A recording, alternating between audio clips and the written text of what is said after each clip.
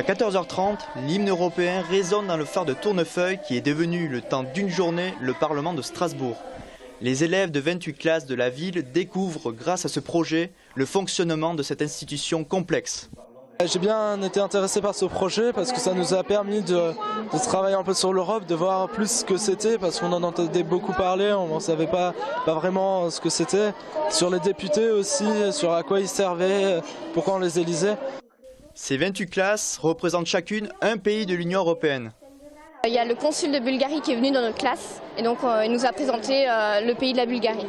Donc il nous a appris ses racines. L'objectif pour les organisateurs, faire des élèves de futurs euro-responsables. Notre souhait, c'était que les enfants apprennent à connaître l'Europe.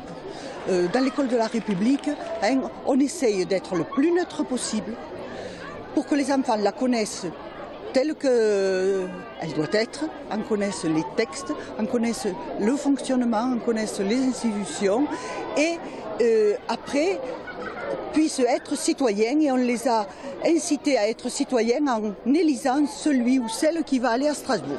Donc ils ont fait campagne, ils ont voté avec une carte d'électeur, signé le registre, ça a été le complet.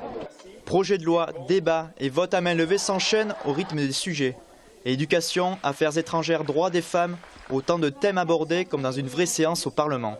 Le 2 juillet prochain, 15 élèves tirés au sort iront à Strasbourg pour rencontrer les nouveaux eurodéputés.